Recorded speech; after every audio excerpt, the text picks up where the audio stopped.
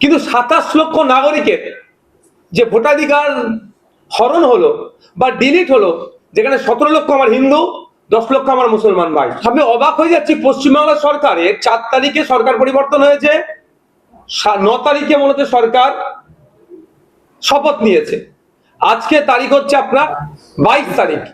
এই কটা দিনে অনেক ভালো ভালো কথা, অনেক আলোচনা সমালোচনা, অনেক পক্ষে বিপক্ষে আলোচনা হলো, কিন্তু 27 লক্ষ নাগরিকের যে ভোটাধিকার হরণ হলো বা ডিলিট হলো, যেখানে 17 লক্ষ আমার হিন্দু, 10 লক্ষ আমার মুসলমান ভাই, মিলিয়ে 27 লক্ষ মানুষের কি হবে ফিউচার?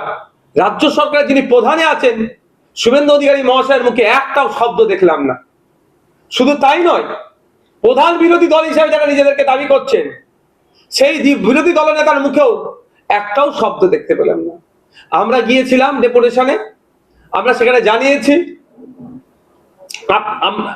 আপনাদের মিডিয়ার মাধ্যমে সাধারণ মানুষকে জানাই, সদার্থক সে অর্থে উত্তর পাওয়া যায়নি।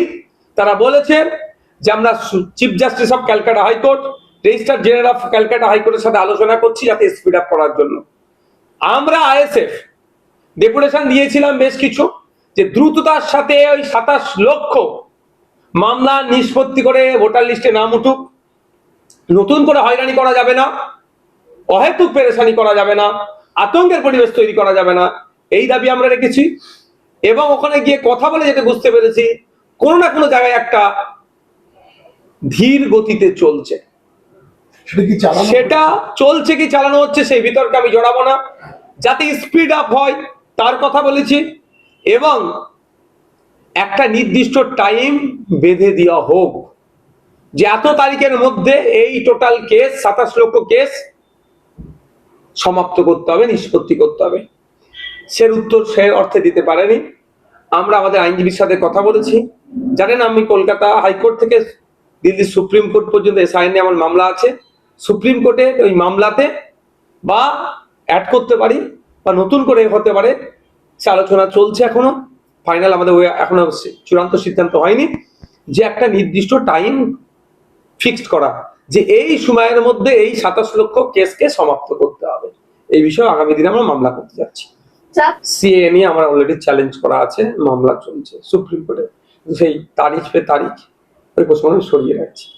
যাদের ভোটার লিস্টে নাম ডিলিট হয়েছে এই 27 লক্ষ, তারা আতঙ্কিত হওয়ার জায়গা নাই এই ক্ষেত্রে, এই রিলেটেড, যে তাদেরকে পুলিশ ধরবে। আপনার এখন ভোটার লিস্টের নাম থাকবে না থাকবে, এটা ভোটার লিস্টের নাম থাকা না থাকার সাথে সিটিজেনশিপের কোনো সম্বন্ধ নাই। আপনার ভোটার কার্ড নাই, আধার কার্ড আছে, প্যান কার্ড আছে, রেশন কার্ড আছে, দলিল আছে, আপনি তো ভারতীয়। এটা আপনারা বুঝতে পারছেন না কেন? এটা আতঙ্কের পরিবেশ তৈরি করা হচ্ছে। আপনাকে আমাকে আতঙ্কে রাখতে পারলে শুভেন্দু অধিকারীকে প্রশ্ন করা যাবে না। আপনি বলেছিলেন ক্ষমতায় আসলে 450 টাকা গ্যাস দেবো, এই প্রশ্নটা কেউ করবে না। চাকরির কথা বলেছিল, পেট্রোল ডিজেলের দামের কথা বলেছিল, মুখ্যমন্ত্রীকে আর কেউ এই প্রশ্ন করবে না। ওই জন্য আতঙ্কে রাখবে, এমন কথা বলবে ঠিক মধ্যিখানে বলে ছেড়ে দেবে, সাধারণ মানুষ এখানে হই হই করবে।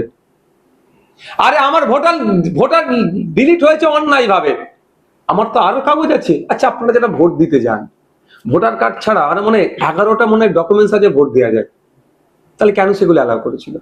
আপনার ভোটার কার্ড হারিয়ে গেছে, আপনি আধার কার্ড দিয়ে ভোট দিতে পারেন, তাহলে আধার কার্ড আপনার কাজে লাগবে না? আপনার দলিল আছে আপনার কাছে। দেখুন, যাদেরকে ধরার কথা এখন তাদেরকে ধরছে, চুনোপুটিদের এখন হাত লাগাচ্ছে। দরকার তো রাঘব বোয়ালদের, পঞ্চায়েতের প্রধান উপপ্রধান সদস্যর রাইট অত সাহস ছিল না এই দুর্নীতিগুলো করার, যদি ওপরে বড় হাত না থাকতো।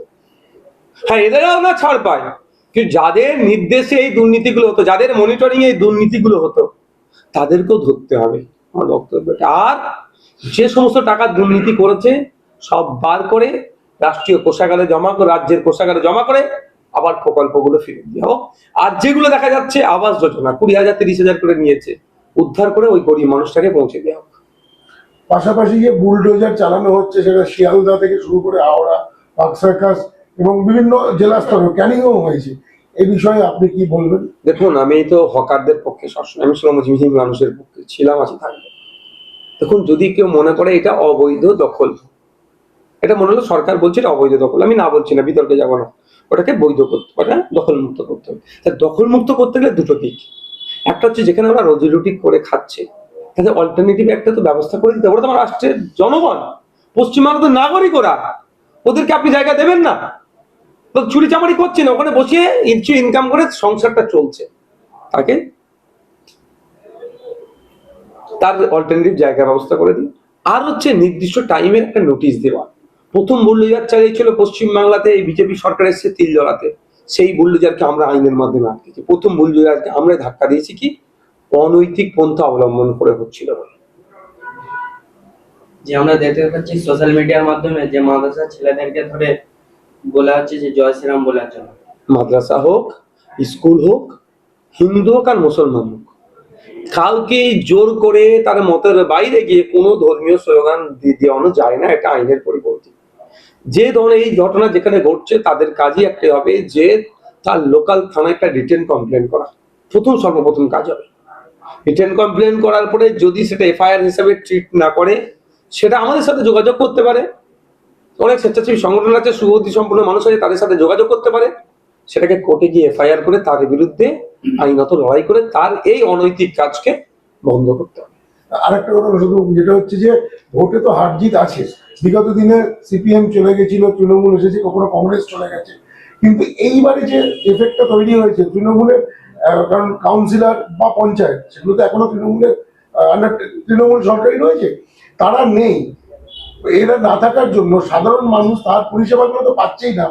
পাশাপাশি প্রতিটা এলাকাতে এই পরিষেবা না পাওয়ার জন্য অর্ধেক কাজ হয়ে আছে, কোথাও কাজ বন্ধ হয়ে আছে।